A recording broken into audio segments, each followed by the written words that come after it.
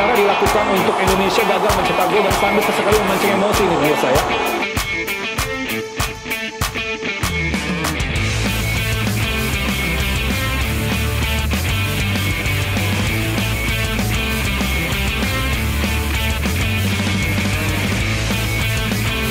Indonesia kembali dibuat gelisah, kecewa, sekaligus marah setelah timnas Garuda gagal memetik kemenangan dalam laga persahabatan melawan Lebanon di Stadion Gelora Bung Tomo, Surabaya, Senin malam 8 September 2025.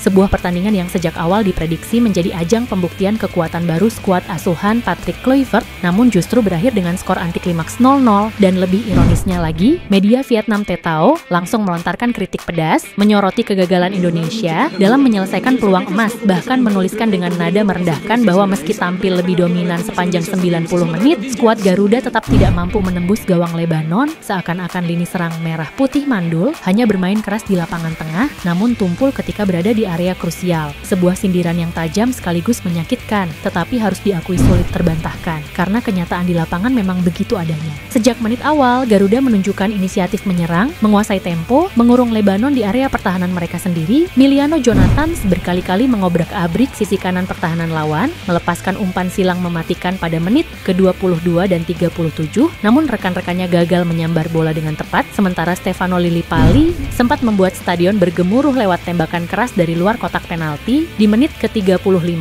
sayangnya bola melayang tipis di atas mistar gawang, membuat ribuan supporter menepuk kepala dengan kecewa. Di babak kedua, dominasi Garuda semakin kentara, Jonathan kembali jadi aktor utama dengan aksi individu yang menghasilkan peluang di menit ke-57 dan 74. Salah satunya memberi ruang Lillipali untuk melepaskan tendangan voli keras yang sempat menggetarkan gawang Lebanon, namun bola tetap gagal bersarang. Hingga Tetao dengan lantang menulis bahwa kurangnya akurasi finishing membuat Indonesia kembali buntu, sebuah catatan yang semakin mempertegas stigma lama bahwa timnas Indonesia masih belum memiliki striker klinis yang bisa menyelesaikan peluang sederhana. Kekecewaan di tribun pun semakin terasa, ribuan supporter yang datang penuh harapan mendukung tim kesayangan terlihat mulai frustrasi. Beberapa bahkan meninggalkan stadion sebelum laga usai karena tak sanggup lagi menyaksikan peluang demi peluang terbuang percuma. Sementara di media sosial, netizen meledak dengan komentar pedas, menuding lini depan Indonesia terlalu lembek, terlalu mudah ditebak, dan terlalu sering bermain tanpa determinasi di kotak penalti. Sebuah kritik keras yang sebenarnya sudah lama digaungkan publik, namun lagi-lagi tak kunjung menemukan solusi nyata. Ironisnya, di tengah badai kritik itu, justru ada satu sorotan positif, yaitu debut pemain muda, Adrian Wibowo, yang dipercaya tampil pertama kalinya bersama timnas senior, dan menariknya, Patrick Kluivert tak segan memberikan pujian terbuka, menyebut bahwa Adrian mampu menjalankan instruksi dengan baik, tampil penuh percaya diri, serta memperlihatkan karakter kuat yang dibutuhkan untuk membela merah putih. Bahkan sang pelatih asal Belanda menegaskan, "Saya sangat senang Adrian bisa menjalani debutnya. Tidak mudah bagi seorang pemain untuk langsung tampil bagus di pertandingan pertama, tapi dia melakukannya dengan baik, dia disiplin, dia berani, dan itu penting. Saya bangga dengan debutnya." Sebuah pernyataan yang menjadi sinyal bahwa Kluivert tengah menaruh harapan besar pada generasi baru, terutama jelang ronde keempat kualifikasi Piala Dunia 2026 zona Asia, di mana Indonesia sudah dipastikan akan menghadapi lawan-lawan berat seperti Jepang yang tajam dalam menyerang, Korea Selatan yang disiplin dan kaya pengalaman, serta Iran yang dikenal solid dan sulit ditembus, sehingga wajah-wajah muda bermental baja seperti Adrian diharapkan mampu memberi energi segar sekaligus menciptakan kompetisi sehat di dalam skuad Garuda. Debut Adrian pun seakan menjadi titik terang kecil di malam yang gelap, memberi harapan bahwa ada pemain muda yang berani tampil percaya diri meski timnya sedang diterpa kritik tajam. Namun tetap saja kenyataan pahit tak bisa ditutupi. Indonesia gagal mengalahkan Lebanon di kandang sendiri. Hasil imbang 0-0 membuat media asing tak percaya, publik tanah air kecewa, dan netizen semakin gaduh bertanya-tanya apakah Garuda benar-benar siap menghadapi kualifikasi Piala Dunia atau justru akan kembali menjadi bulan-bulanan lawan-lawan besar. Karena jika melawan Lebanon saja finishing kita mandul, bagaimana nanti menghadapi Jepang yang tidak memberi ruang sedetik pun, Korea Selatan yang bermain presisi dengan ritme cepat, atau Iran yang mampu mengunci serangan dari segala arah dan closing hook-nya jelas dan sangat menohok? Publik kini menunggu jawaban nyata. Apakah Patrick Kluivert mampu mematahkan kutukan lini depan mandul dan membangkitkan Garuda menjadi tim yang benar-benar berbahaya? Atau sebaliknya, Indonesia kembali memperpanjang daftar kegagalan yang membuat pecinta sepak bola nasional semakin kehilangan kesabaran, kehilangan kepercayaan, dan hanya bisa berharap sambil berdoa agar Garuda tidak kembali jatuh tersungkur di panggung Asia.